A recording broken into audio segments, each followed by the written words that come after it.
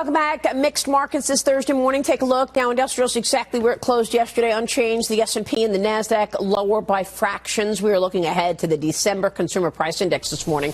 This is the final CPI number before the first Federal Reserve meeting of the year. Joining us right now is Horizon Investment Head of Portfolio Management, Zach Hill. Also joining the conversation and all the hot topics all morning long is Strategic Wealth Partners CEO Mark Tepper, Princeton University political scientist, Professor Lauren Wright, and Fox and Friends first host Todd Pyro. Great to see everybody this morning. Good morning. Thank you so much for being here. And Zach, I want to kick things off with you with the CPI number coming up. You say that the jobs data is more telling than the inflation data. What are you expecting on the inflation front, and how would you assess the macro story right now?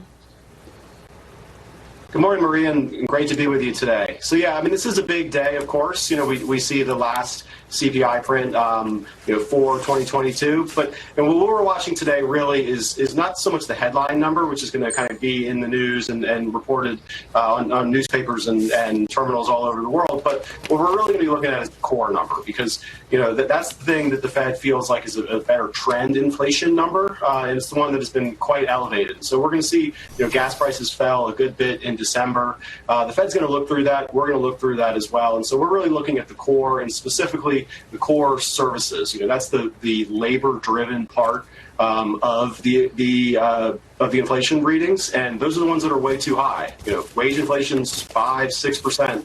That is nowhere near compatible with a 2% goal, and so that's what we're going to be focusing on in the report at 8:30. Yeah, the Wall Street Journal this morning writes about the super core inflation. Mark, it's interesting to take a look inside the CPI numbers, because you've got energy sort of all over the map, and you've got services coming in a bit, but food is stubbornly high. It is. When you look at this so-called super core inflation that the Journal writes about today, that's where the worry is. And you look at sticky inflation overall. So you look at food, you look at wages, you look at shelter. Those things are sticky. And in my opinion, I think that's one of the reasons the Fed is going to hike rates higher and for longer than the market's expecting right now. Maria, the other thing we've talked about with regards to food is that there's kind of like this bifurcation going on, where the foods that lower income households typically buy from the grocery store, those are going up much faster than, let's say, you know, produce and proteins and things like that. So inflation is definitely hitting the lower income consumer much harder than the higher income.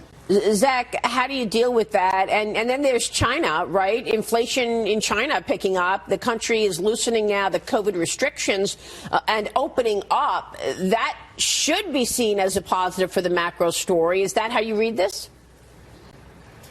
Yeah, I mean, this is a big change. You know, a lot of things didn't change when we flipped to 2023, but you know, the situation in China is a pretty big change. You know, they really ripped the Band-Aid off after almost 3 years of draconian policies. And, you know, I think what we're seeing right now is going to be bumpy. It's going to be uneven in terms of the economic impact, but the direction of travel is clear. And so for the first time in a long time, we have another kind of area of the global economy that is going to be growing again. For the last 2 years, it was all on the back of the U.S. consumer. And so, you know, I do think that's a positive for growth in 2023 that is probably underappreciated by the market. You know, there are some inflationary read-throughs, and they did report a CPI number overnight that was pretty mild. But, you know, I do think the inflation story is probably a 3 to 6 month story as it starts to show up in the numbers. That can make the Fed's job more difficult, as Mark was just alluding to. Yeah, Lauren, right. One of the issues has been wage growth, and wages have been going up. I spoke with Jamie Dimon this week when I interviewed the CEO of JP Morgan.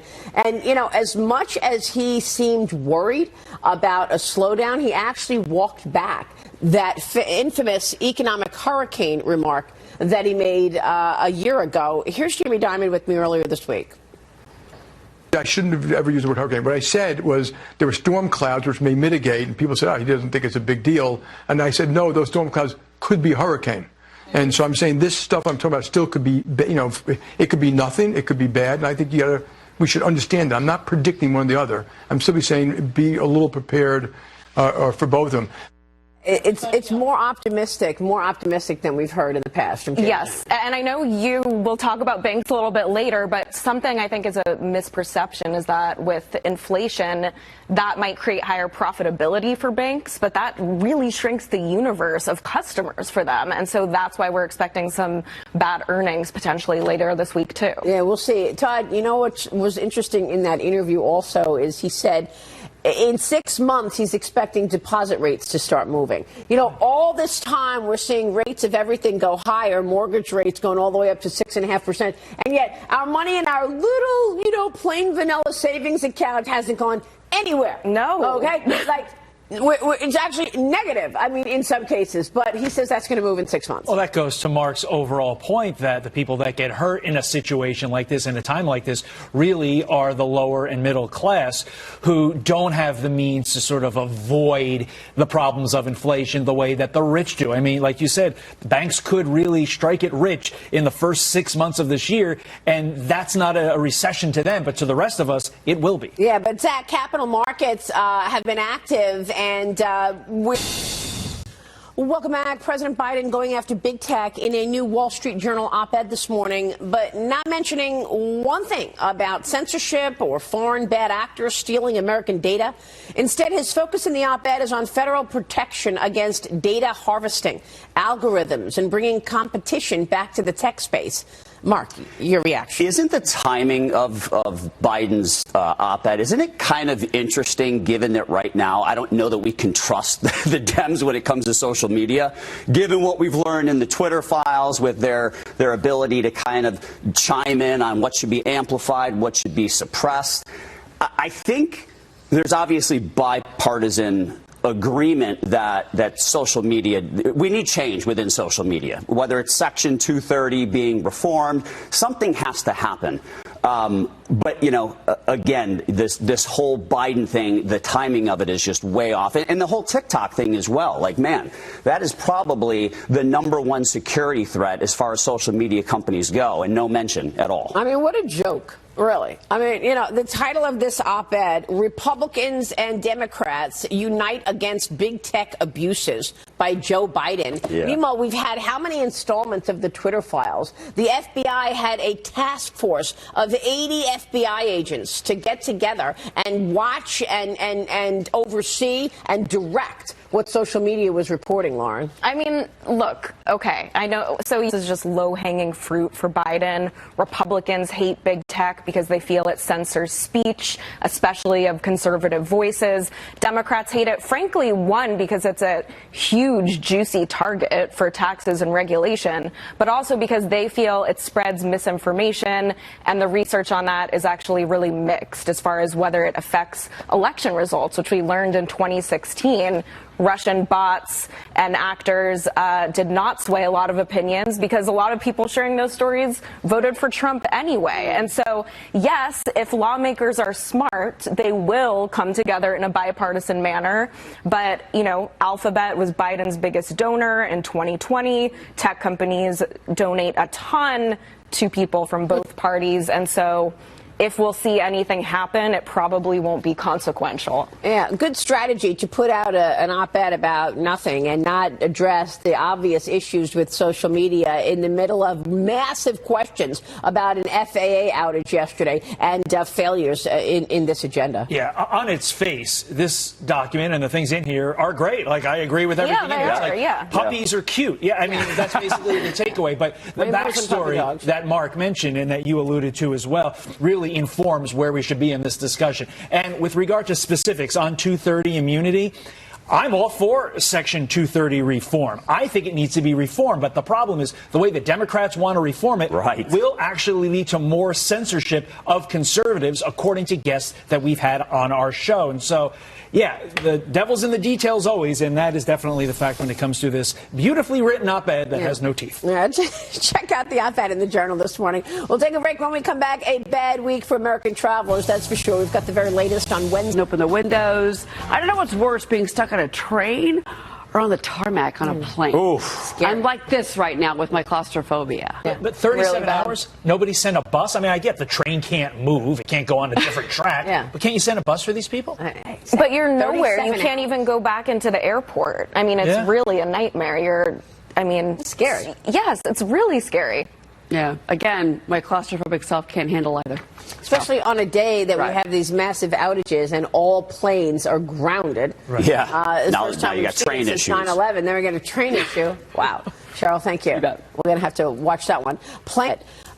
We renamed this air safety system to be inclusive. Okay? I mean, this is just outrageous. Representative Barry Moore yesterday said that the shutdown of the NOTAM system that led to the flights being grounded is an example of if we go woke, we go broke, because actually they changed the name of the system to be more inclusive. Yeah, but they didn't fix it. And to that point, Maria, Sal, question for you. Buttigieg has been accused of focusing more on the trans as opposed to the portation part of his job within the word transportation. So, but seriously, Sal, how much is that responsible for our recent disasters? Well, you know, we spent, and pilots joke about this notoriously, but the NOTAM system used to be called the Notice to Airmen. Of course, we can't say anything as a man or a woman anymore, so you have to change it to now the Notice to Air Missions, which absolutely makes no sense. Oh, my God. We're not on air missions. We're transporting people from one place to another. And to spend the amount of money it took just to make that change, all the manuals had to be changed, all the documents that we put out had to be changed. To do all of that to a system that's not working properly is absolutely insanity. We need to get focused back on where we're going. The NOTAM system's important. Fix the NOTAM system. Yeah. Stop trying to rename it to make it prettier. Todd, did I see on your show this morning that we're also not allowed to say field? According to USC, fight on, University of Southern California, fight on. Unbelievable. Yeah. Field is now a bad word. Weigh in. Well, Stanford had this crazy list of words you can't say either. And including so, America. You know, as the university representative on the panel, I will say they need to shift their focus a little bit. Is this coming from the student body? Some of it is, and then some of the people that are tasked with coming up with these lists have been working on them for years, and there are lots of different kinds of university staff. So it's just, it's sort of a no-brainer. I mean, people are going to get really upset at this. You know, universities should be focused on research, on teaching, well, it's and even they more don't than that. want to be... To say American is a bad word. Was that one of the USC words? Yeah. No, Stanford word? Yeah. It's just a bunch of virtue signaling, right? It's like, hey, look at me. This word is racist. I'm anti-racist. We're good people. Come to our college. And it feeds into the stereotype of the out-of-touch liberal elite university, which they really need to be combating. Yeah. And Sal, meanwhile, all of this time generated on names and pronouns, we're not actually effectively fixing what needs to be fixed. Planes were grounded for several hours yesterday. Look, when I'm on final approach to a runway that's NOTAM closed, but I didn't get that memo because we have this wonderful sounding system that doesn't give me the information I need. It doesn't really matter to me, does it? I need that runway open. Sal, it's great to see you this morning. Thanks very much. Sal Lagonia joining us this morning. We'll talk soon. Quick break, and then what a waste. New York City burning through taxpayer money as the bussed-in migrants are refusing to eat city-provided meals. And they're just being thrown away. It's the Hot Topic Buzz, and you are watching Mornings with Maria. At the once luxurious hotel, the city is reportedly paying up to $500 a night per room.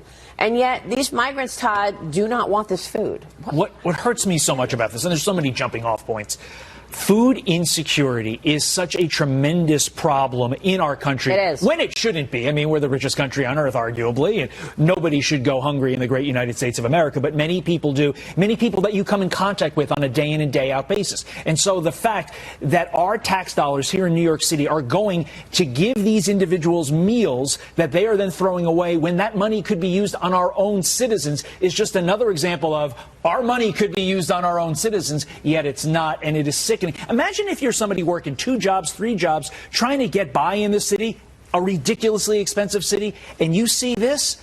I mean, I come on. get it. Yeah. Cheryl, what do you So Felipe Rodriguez is the whistleblower from this hotel in Midtown, and he basically said what he is witnessing is abuse of women, girlfriends, wives. He is seeing illegal burners being used so they can cook their own food in the hotel. That is a fire hazard.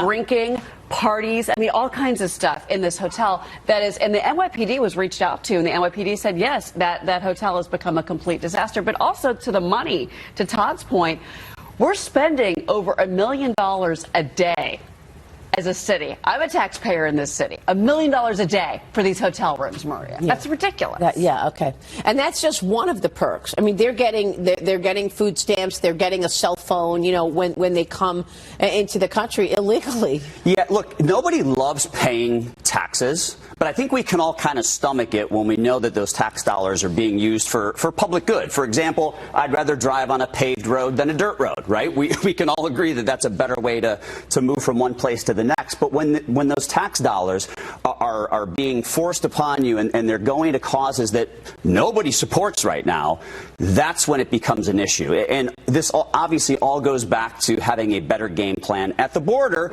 so we don't have to put this stress on the American taxpayer. Well, that's the problem I have here is there is no alternative policy proposal being offered for what to do with these people. And at the heart of this issue, you do have desperate people who don't have anywhere else to go.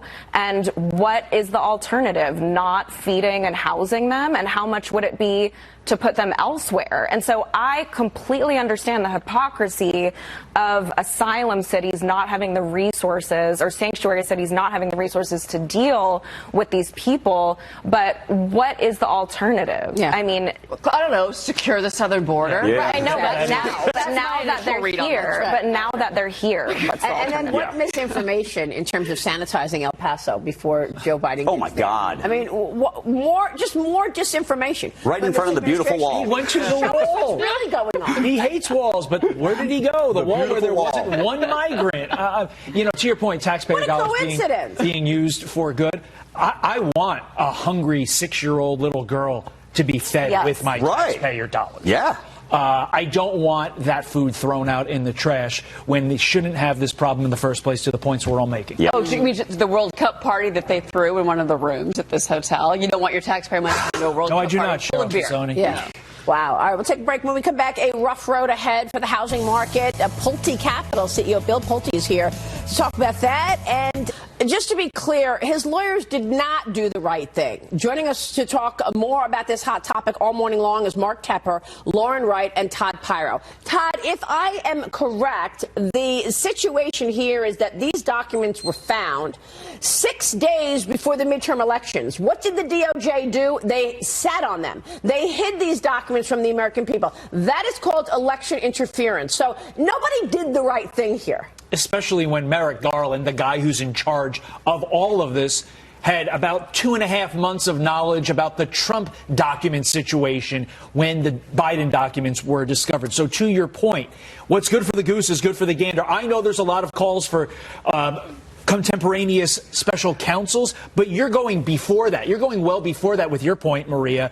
If you brought so much activity and attention to Trump, i.e. through a midnight raid for all intents and purposes, why did you sit on the Bidens? Yeah, because they wanted to interfere in an election. How much can we take of this? First, they're sitting on the Hunter Biden laptop. They're hiding influence peddling, which was in plain sight. Now this. Lauren, I mean, any accountability anywhere here? Well, we just don't have the information. And so that's why I don't understand why both parties are going to their corners now and Democrats are saying, oh, no, it's apples and oranges. Absolutely, it's not as bad as Trump. We don't even know that yet. We need a thorough investigation, and we do need a second special counsel. What we do know is that the vice president has no authority to take classified documents out of a classified setting. We do know that. So there's no, this is better than Donald Trump. This is actually worse. The vice president was not authorized to take these documents. Well, it doesn't have nuclear information about foreign countries. I mean, as far as we know, there are differences, but the political damage to Biden is devastating, which is, I think, the really good point we're making here, is that this, whatever it is, and we'll find out, looks like it was hidden. It looks like different treatment for presidents of different parties. Yeah. And they need to fix this ASAP because he's not going to get past this, frankly. And it will have implications for how the DOJ deals with even Hunter Biden. The only way they're going to fix this is with Republicans' oversight. Right. And Republicans ensuring that this is, at the end of the day, showing accountability. That can help with that double standard. Right. Yeah, I mean, hopefully that helps with the double standard a little bit. I mean, but when you look at this whole situation, where there's smoke, there's fire. So we saw the election interference in 2020 with the suppression of the Hunter laptop story. Right. Now we know about it again in 2022 with kind of concealing the finding of these classified documents until after the midterms. And don't forget about the task force of 80 FBI agents telling Twitter what to suppress and what to amplify. Yeah, and then I'm questioning, like, what is worse, Donald Trump having documents at Mar-a-Lago that he knows are there, or... Which is bad. Or Biden having no clue where these documents are. And I actually believe him. I don't think he knows which documents he took. I don't think he knows where they're at. He doesn't know what day of the week it is. Well, yeah, Liz Peek asked an important question on Twitter. She says, where were the documents between moving from the White House to the Penn Biden Center? Where were they then? There was no classified setting. I mean, who was holding them and who got access to them then? Yeah, and the Secret Service wasn't monitoring the entire shop then like they were at Mar-a-Lago. So anybody could have chain of custody problems with that. And just so people understand the seriousness of this, the rules are very clear for presidents and vice presidents. You can't even leave a sticky note on your desk for your successor after you leave the White House. I mean, you are not supposed to take anything with you.